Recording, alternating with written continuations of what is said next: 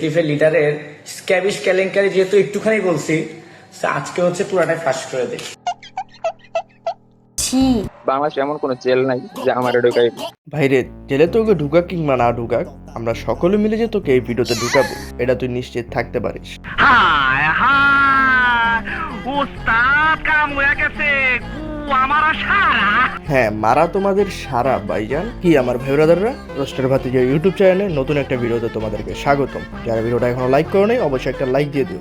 আশিক স্ক্যাবিশ রোগে আক্রান্ত ছিল, চুলকানি খাওয়া জানি। সেই এই রোগের কথা গোপন করে ইন্দোনেশিয়াতে যায়।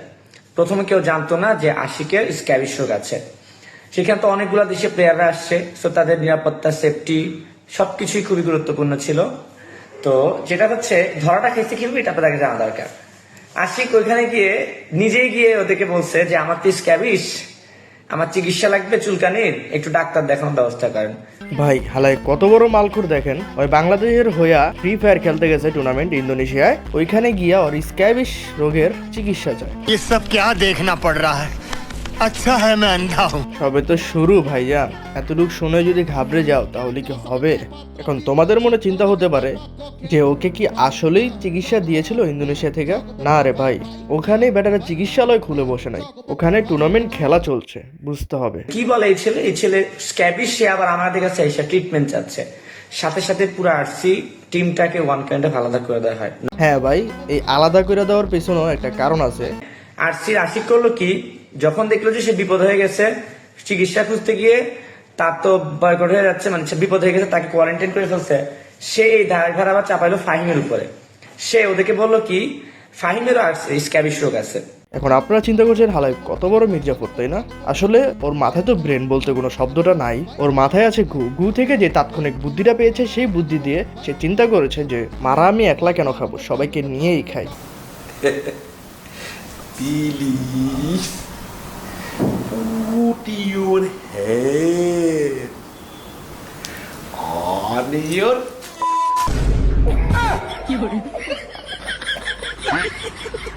তার স্ক্যাবিশের কথা শোনার পর সকল দেশের প্লেয়ারের নিরাপত্তা ক্ষেত্রে তাদের পুরো টিমকে কোয়ারেন্টাইনে রাখলো FFWS। পুরো টিমটাকে কোয়ারেন্টাইন করছে, কোয়ারেন্টাইনে প্রত্যেকের স্ক্যাবিশ চেক করছে। করার পর দেখা গেল যে শুধু আশিকের স্ক্যাবিশ আর কারো না। এর মধ্যে FFW সিদ্ধান্ত নিচ্ছে যে বাংলাদেশে আরসিকে ব্যাক করা দিবে, বাংলাদেশে পাঠিয়ে দিবে, ইন্দোনেশিয়াতে খেলতে দিবে না, বিকজ অফ সেফটি ইস্যু। তারপরে কিন্তু চেক করেছে, দেখেন সে কত বড় খবিশের খবিশ। তার মাথায় কাজ করছে যেহেতু আমার স্ক্যাবিশ আছে, আমি যদি ফাইমেরও বলি যে স্ক্যাবিশ এবং সে যদি খেলতে না পারে, তাহলে 3 জন নিয়ে কিন্তু খেলা যাবে না, খেলতে হলে 4 জন লাগবে, তার মানে তারাও খেলতে দিবে।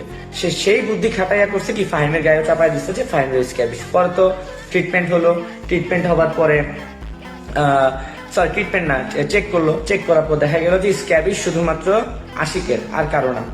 মানে মাঝখান থেকে সব বুন্দাবন্দিগুলো করলো ও ফাও। শতানার বাচ্চা চরিত্রহীন।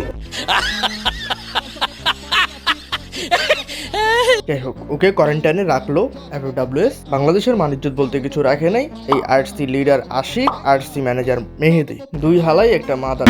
ভাই ব্রাদাররা, স্ক্যাবিশ নিয়ে তো অনেক হলো, এখন 30 লক্ষ টাকা তারা আসলেই কি স্ক্যাম করেছে কিনা, আর যদি স্ক্যাম করে থাকে কোন দিক দিয়ে সে 30 লক্ষ টাকা ঢুকালো, আর সময় এন্টারটেনমেন্টের সাংবাদিক তানবীর ভাইকে কি বলে হুমকি দিল, এরকমই কিছু তথ্য জানতে পারবা আমার এই ভিডিওর সেকেন্ড পার্টে। সেকেন্ড পার্ট দেখতে হলে অবশ্যই চ্যানেলটা সাবস্ক্রাইব করে পাশে থাকা বেল বাটনটা অল নোটিফিকেশন অন করে রাখো। এই ভিডিও ছাড়ার 2 থেকে 3 দিন পর তোমরা সেকেন্ড পার্টও পেয়ে যাবে। এই খবিশদের নিয়ে যদি তোমাদের বিন্দুমাত্র কোনো মতামত থেকে থাকে অবশ্যই তোমরা আমার কমেন্ট বক্সে জানাইতে পারো, আমি এটা সেকেন্ড পার্টে তুলে ধরবো। তো ততক্ষণ তোমাদের কাছ থেকে বিদায় নিচ্ছি, দেখা হবে সেকেন্ড পার্টে। টাটা, টেক কেয়ার অ্যান্ড আল্লাহ হাফেজ গাইস।